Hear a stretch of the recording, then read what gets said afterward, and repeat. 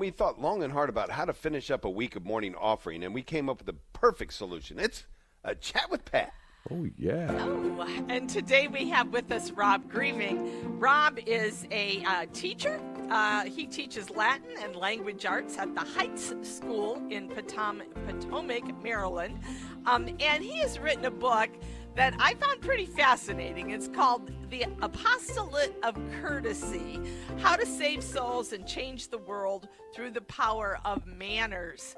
Welcome, Rob. How you doing today? Fine, thank you. How are you? I am just fine. Rob, let's launch into this. This is a great book, but why did you write this book? Because I think we need it. No, it came about through a couple of things, mostly just dealing with the situation with the boys at school and trying to teach them manners, and then looking around and seeing that, as I said, I think we kind of need a refresher course on it. Mm-hmm. Yeah, and I think you're right. When I read it, I kept thinking, yeah, this is exactly how my parents raised me. But you're right. We've lost something over these many years, and one of the things you bring up, which I certainly find true, is a lot of people think, okay, I just got to be me.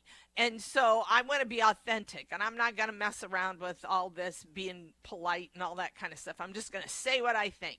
How do you combat that whole idea of, well, being polite and courteous and all that kind of stuff is just being inauthentic?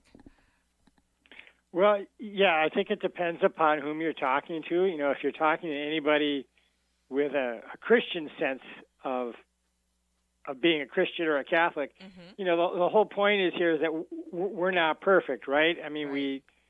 we're sinners, and one of the ways we usually sin, though, is trying to be, in a sense, too much ourselves. We're supposed to be like Christ, not like ourselves, and this whole idea of courtesy is kind of a great way to pull you out of yourself, because you do start thinking of other people and how you can help them and make their life easier. And I think what happens is you find when you start doing these things that in a way you do become more real that way, because we are made to give to one another. And so by doing that in whatever little way that you can, you do become more yourself than if you're just selfish. Mm-hmm.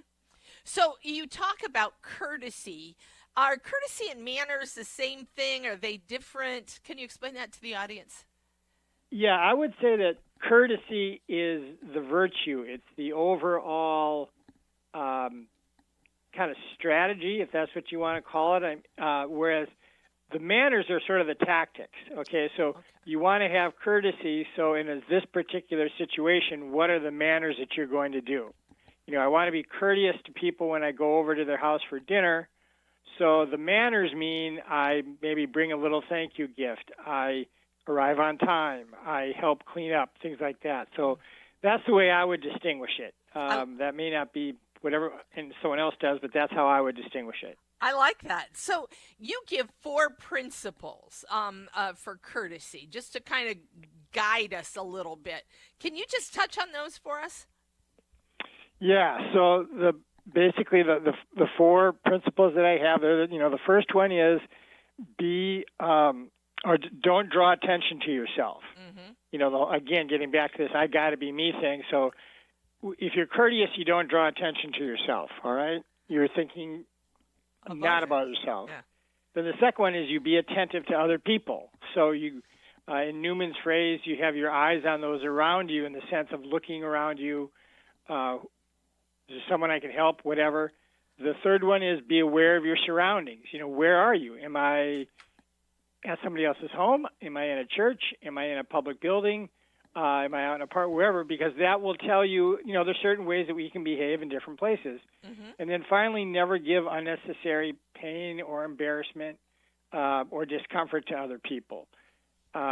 Sometimes you have to, if you're administering a correction. I do, as a teacher, as a parent, mm-hmm. It can be uncomfortable. But you always want to try to spare the other person's feelings. So I think if you follow those 4 things, those are, 99 times out of 100 will put you in the right direction. I like that. I think, you bring up all the important things that we need to focus on. And you also talk about other virtues that are attached to courtesy. Is there any one of those, you talk about a number of them in that chapter, is there any one or two of them that jump out at you as, boy, these are the first ones we should think of?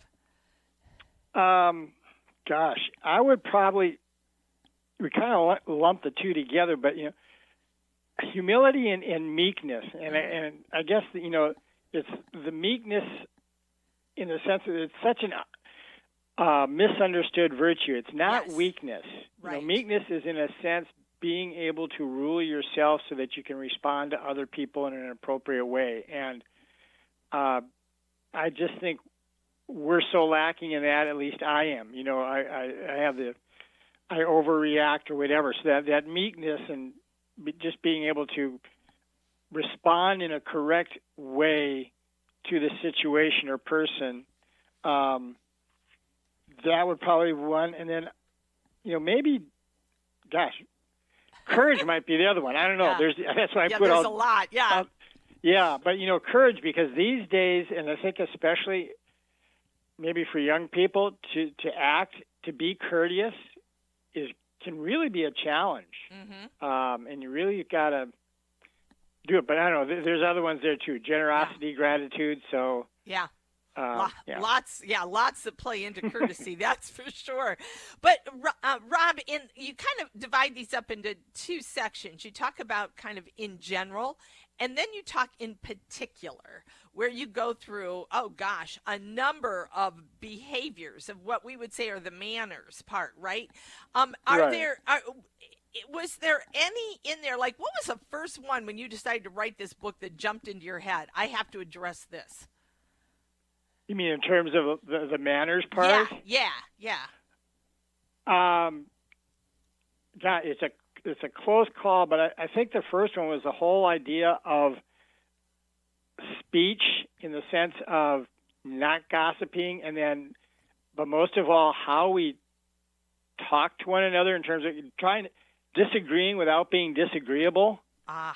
Because I just think these days it's an all or nothing situation. Either you and I are going to agree on everything or we're going to cancel each other. Yeah. And because I saw that so much on every level around me, with friends, sometimes family, definitely in the media and everything like that. I thought that had to be addressed. And then the other one might be dress. Yeah. Because that is such a tough thing, and again, especially for younger people. Yeah. And just, that whole idea of politeness, we're not even real sure sometimes what that's about anymore. What does it mean? But I think you just nail it so well in this book, because you keep saying the idea that, all of this is linked to selflessness, right? All of this is linked to the virtue of charity, that I think of others first, and that is so important. This is a great book, Rob. Thanks so much for writing it. I really appreciate it. Well, thanks for having me on. Good to talk to you again. Right. I want to let everybody know that if you want to listen to a full hour with Rob, he did The Virtuous Life. Go back and look at the June 8th show, annunciationradio.substack.com, and you can find it. And he did a great job. I would say if you're forming children in any way, shape, or form, grandchildren, whatever, teaching, this is a great book. He covers all the bases, and he makes all the great arguments as to why we need to become these types of people.